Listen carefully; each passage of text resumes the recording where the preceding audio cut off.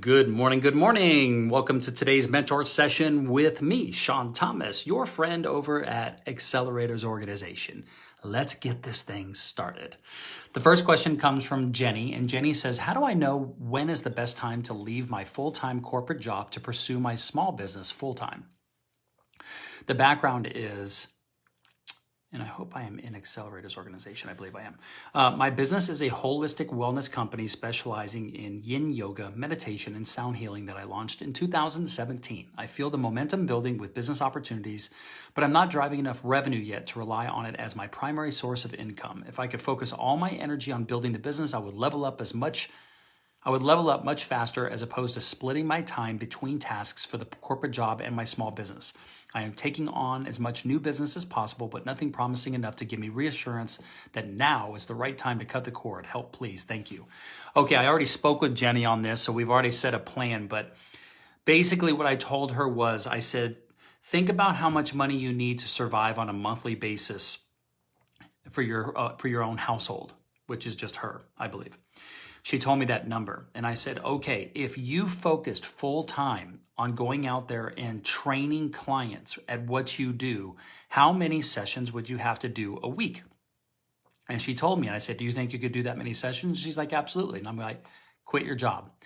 As soon as you think that there is enough business to be had, if you focused full time on the business and you could, at a minimum, create enough money to pay your monthly bills and survive, quit the day job and go into your business full time.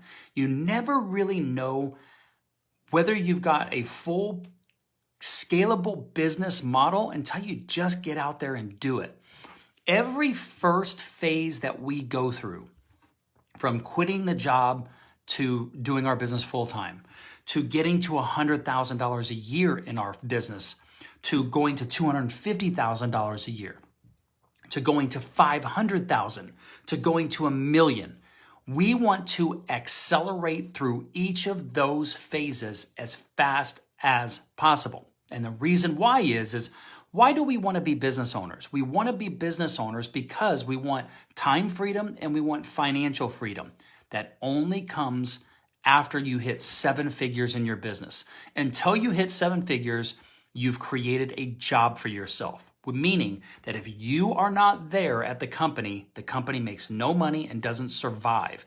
We want to get to 7 figures as fast as possible. We want to accelerate through each of those phases. And listen, each phase comes with new different fears. The fear of quitting the job and going full time in your business, that's a fear. The fear of now you're surviving in your full-time job, but you're working so many hours that you need help, but now you're making some money and you don't want to take money out of your pocket and then pay somebody to help you. That's another fear. Each stage comes with its own set of fears that we have to just break through in order to get to that 7 figures as fast as possible, okay? So that's what you got to do, Jenny. Looking forward to it. Okay. Let's see here. The next question comes from Lloyd Brown. And Lloyd says, I have an employee that has been with me for 3 years and came on board when my business was just beginning to expand and was a tough time. He created loyalty and friendship, but as time has gone on, I feel his lack of motivation to continue to be a mover. He is my supervisor and does play an important role. I feel as if it's time for us to part ways, but at the same time, I need to examine what part I've had in this situation. What should I do? Have one final conversation to see if it can be fixed, or recognize the writing on the wall and put my energy into someone sooner? Thanks. The background is moving company, Price Right Movers. I'm asking because I'm adding a new truck and software that will require additional training from my supervisors. I don't want to spend time training if the person won't be with the company beyond a few more months. Okay, first off, Lloyd, your question was too long. What I would recommend is filling out the business description and background of the question first, and then just asking your question. In the first field of the portal, you want to make sure you only ask the question. When I get your question to some of the other mentors, I'm going to reframe it for you, but you don't want to put all your background or your background of the question in the question, okay? All right, now, there's a lot of unknowns here as I'm looking to answer this question. I know that you've never been to one of our team building and leadership retreats, so I don't know how much leadership you have exercised and displayed to this guy that you've been working with. It's not uncommon that when someone started with us in the very beginning and they've built that loyalty, that the relationship was more based on feeling and friendship as opposed to true leadership, training, processes, and vision. Something tells me that you probably have not exercised enough vision and real training with this person and exercised great leadership and communication between the two of you, that you might not even be giving him the benefit of the doubt that maybe he could be a great longer term team member. And it does require you digging in to more conversation with him. It sounds like you kind of want to talk at him instead of really understanding where his mind is at. What's going on with him? Why is he lacking motivation? Maybe it's because you're not challenging him enough. Maybe your idea of challenging him is not his idea of challenging, because remember, everybody gets challenged in a different way. Sometimes it is from financial goals and challenges. Sometimes they want more time off. Sometimes they want a different title. There's all kinds of ways that we can challenge people, and maybe you're just not challenging them. I don't know. But these are conversations that I would want to have with somebody who's been with me for 3 years, because I'll tell you what you have over 3 years. You have a great friendship and loyalty from somebody, and you know how hard it is to find somebody like that? It's very difficult, and it's going to cost you just as much money to replace him and get somebody trained, and then they may not work out. It's always better to try to see if you can work it out with somebody that you've already got a friendship and a relationship with. So I would definitely recommend having some conversations with him. And here's another thing. You might even want to have a 3-way call with someone like Dan Abate, or even me, or Tom. Tom Black would be a great one because he's really good at leadership coaching sessions. And let somebody help you on this process. A $500 phone call with a consultant like Dan or Tom or me could end up saving you tens of thousands of dollars in headache that goes along with replacing somebody. That's what I would look at doing. Okay. Next question comes from Lloyd. And Lloyd says, I'm adding a 3rd truck to my moving company and would like to know what would be the best way to make sure I invest in the most important things first. Also, if you were to add another location or truck, how would you go about making sure it got off the ground fast? Thanks. Background is company is expanding. That is not a lot of background, Lloyd. I like that you're a man of few words, but that is a little too few words. There's no way that I can get this over to any of the other mentors. What's the background of the question? Company is expanding. Come on, man. Really? Okay. I'm adding a 3rd truck to my moving company and would like to know what would be the best way to make sure I invest in the most important things first. I'm not even sure if I understand the question.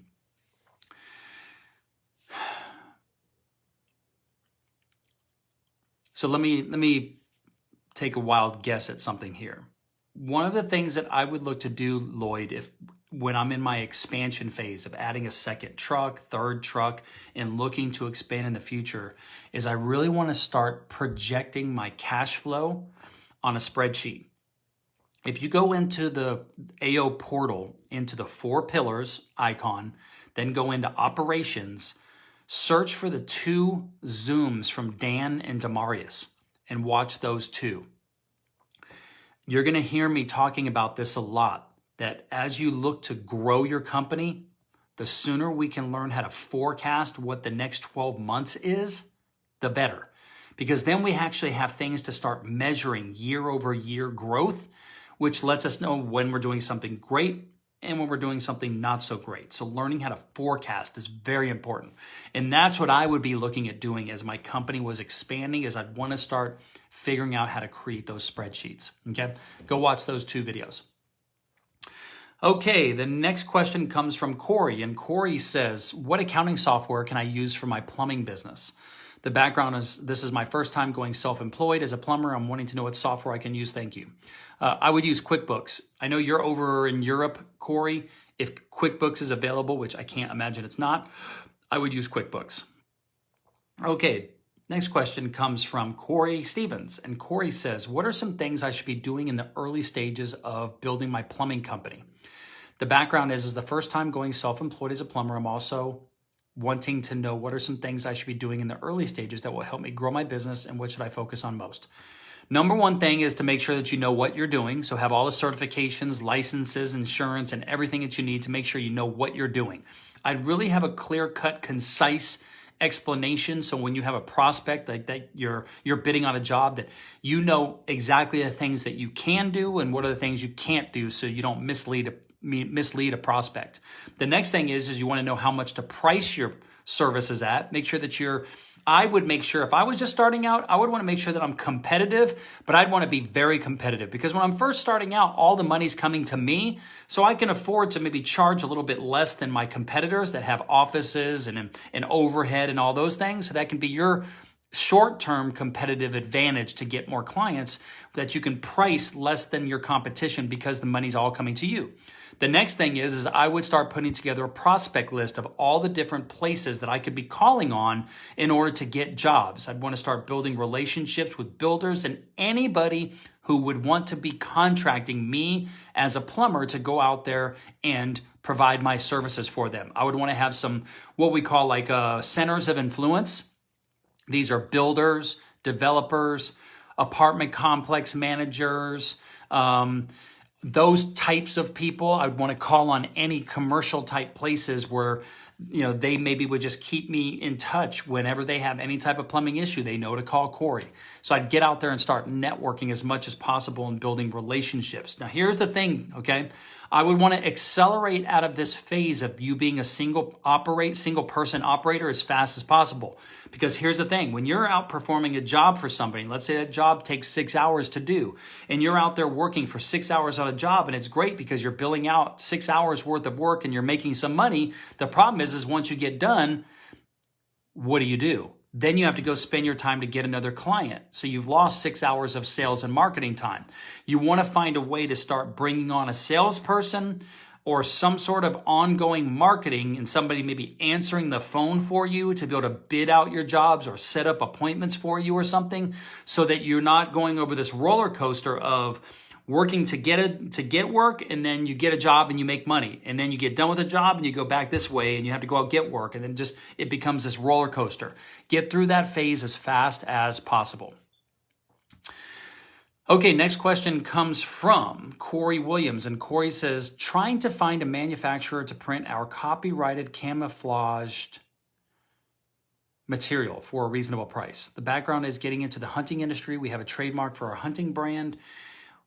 We noticed every hunting brand made and designed a camo pattern for their personal hunting brand. We have contacted many companies and everyone has denied us or does not print for other brands' camo. This isn't my expertise at all. If it were me, man, I'd be living on Google and I would just be reaching out to every type of material manufacturer on the face of the planet. Of course, I would love to start here in the United States first, but I would also get into some of the Clubhouse groups and start asking questions in Clubhouse. There's a lot of great information on Clubhouse. I don't know how long Clubhouse is going to be around, but if it's around while you're still watching this, Clubhouse has a lot of free information to go out there and find connections and things like that. But yeah, that's what I would do. I would just go down the rabbit hole of a Google and start reaching out to every manufacturer possible. And that is the last question. But we did have one more question come through, so let me find this. It was one question that just came through from, I believe, Jenny. It did. This last question comes from Jenny, and Jenny says, should I pay the expense of business cards and uniforms for contractors? The background is my business offers yin yoga, sound healing, and meditation services. As business evolves and I am bringing on people to help me with events around the city, I want to make sure I am branding them properly. I am having embroidered shirts made with a logo and business cards designed for the contractors. Is it my responsibility as the business owner to purchase the shirts and business cards for the contractors, or should they buy their own? Thank you for the insight. Okay, this is a tough legal question. I'm going to make sure that I get Tyler, Jeff, and Marcia to answer this question for you. I certainly don't think that it is a big deal that if you have an event going on and you contract out some contractors to be the instructors of some events that you're doing, that you provide them complimentary as part of the compensation, t-shirts or hoodies, hats, whatever it might be. I know that a lot of times it's okay to provide business cards, but I would also think, why do they need business cards? I think that just giving them apparel to represent you when they're doing the classes would be great. If you go down the path of establishing contracted, where you have a written legal contract between you and your contractors, and Marcia would be a great person to work with you on this. You could hire her for probably not that much. She probably has some template independent contractor agreements. In fact, in the portal, in the resource center, check out the O'Connor group, I think it's called. She put some materials in there. See if there's any materials on independent contractors. But you could say, as part of your independent contractor agreement, that the independent contractors have to purchase for $5, whatever it could be, an independent contractor kit. It's very important that you do not cross the line of the 1099 contractor and W-2 employees. And there are specific legal things to watch out for. And Marcia is going to be a great person to get some resources on this. In fact, I'm going to reach out to her and Tyler, who is our resident CPA, which, Jenny, you should get a CPA as soon as possible, and bookkeeper to help get you set up on QuickBooks, which I think you said you have, and make sure that you're doing a monthly profit and loss statement so you know exactly, what your profit or loss is each and every month, especially since you're quitting your job. But apparel, absolutely, especially if somebody's doing an event, I don't think you'd be crossing a line. But when you get people using your business cards, you really want to be careful to not cross the line of employee and contractor. And I'm not astute enough to give you the legal answer on that, but we're going to get that for you. All right, that was the last question. Hope you guys have a great day, morning, or night, wherever you are in the world. Get some more questions into the portal. And remember, every time you ask a question and we do a mentor session, whether it's myself or one of the mentors, we're going to email you directly with a link directly to where the mentor is answering your question to make it really easy for you. We also have all of our mentor sessions within 48 hours or so are up on our YouTube channel for Accelerators Organization. So you can go back and watch the replays. There's a ton of amazing information every time we do one of these mentor sessions. You're going to learn from mentors who have already built companies that you're trying to build yours that big. You're always going to learn a little something by listening to the mentor sessions. We also put them up on SoundCloud in the portal. You can see that on SoundCloud. You can see the link to go to our Accelerators podcast, where there's over almost 200 sessions there. I really think this is the best podcast or the best YouTube channel that you could ever spend time learning how to grow your business. Okay. And remember, you can always ask questions and we're going to answer your questions specifically. And that is the big value of being an AO member, is that you not only get answers from me and you get my perspective, but I'm going to filter your questions over to a lot of other people and they're going to answer and you're going to get their perspective. All right. Peace out. I will see you guys later. Have a great day and I'll talk to you soon.